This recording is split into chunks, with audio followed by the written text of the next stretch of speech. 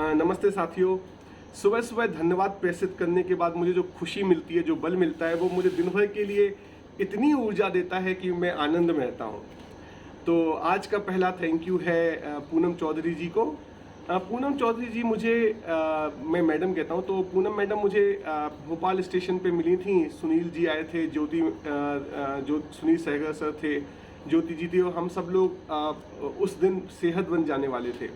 सेहतवन का अनुभव और विपिन जी के प्रति कृतज्ञता मैं अगले वीडियो में कहीं कभी बनाऊंगा, लेकिन फिलहाल उस गाड़ी में जो हुआ वो बहुत ही अच्छा था और आपको सुनना चाहिए।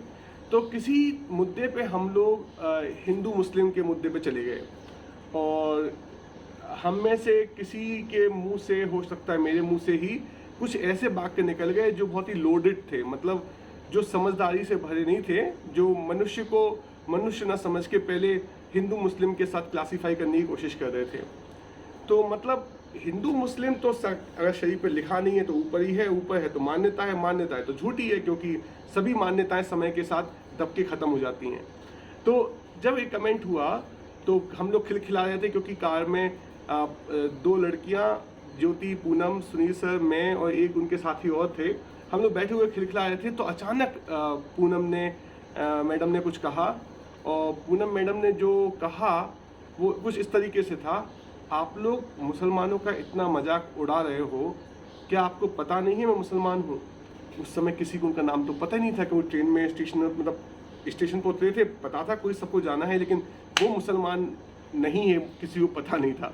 तो पूरी गाड़ी सुन्न हो गई, एकदम से सुन्न, मतलब ठू, मतलब अब लगा कि अब क्या होगा, मतलब एक अनकंफर्टेबल सा माहौल हो गया। तो उस समय जो जिस बल के साथ, मतलब 5 लोगों के बीच में जो एक हिंदू मुस्लिम का खेला खेल रहे थे, और अपना जो खाली दिमाग है उसको कचरे से भर रहे थे, तो उस समय पूनम मैडम ने वो जो बल से जो बात कही, सब सुन्न हो गए, सब शांत हो गए। तब मुझे लगा कि मौका संभालना चाहिए, तो मैंने भी कुछ बातें कहीं और मामला सहज किया। लेकिन वो बहुत अच्छा उदाहरण था कि किस समय हमें शायद यदि समाज को ठीक करना, तो ज्ञान देने की जगह सीधे अपने एक्शन से सबको शून्य कर दो। अरे किसको कितना समझाओगे भाई? कभी कभी तो लगता है कि एकदम खड़े हो जाओ, सख्त हो जाओ, कि भाई अब उनको एकदम झटका लग जाए कि कुछ गड़बड़ हो गई। अरे जितने हम लोग आर्ग्यूमेंट कर रहे थे सब खत्म हो गए उस सेंटेंस के बाद। तो सोचो, जब हम बंटवारे की राजनीति करते हैं या बातें करते हैं, तो बल कम हो जाता है हमारे शरीर के अंदर से, और फिर हम सह नहीं पाते, हम कुछ कर नहीं पाते।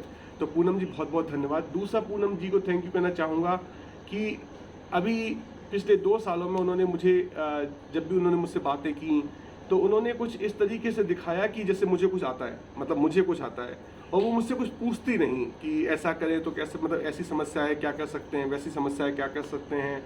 तो जिस समय मेरी लाइफ का बहुत ही थोड़ा सा डल सा फेज था, मैं ये जो अपनी पुरानी ज़िंदगी है जॉब वाली, उससे पीछे हटने की कोशिश कर रहा था। लोग मुझसे बात करना कम कर दिए थे लोगों ने।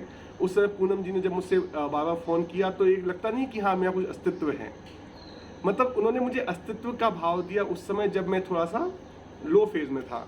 तो उसके लिए बहुत बहुत धन्यवाद। और अभी जब वीडियो स्टार्ट किए हमने, तो पूनम जी ने क्या क्या सजेशन दिए, मतलब वो हेल्थ की एक्सपर्ट हैं, वो बहुत ही सहज हैं हेल्थ के टॉपिक्स पे। वो बहुत ही जल्दी हमारे चैनल पे लॉन्च मतलब आएंगी, और हम सबको अपना ज्ञान से वरदान देंगी।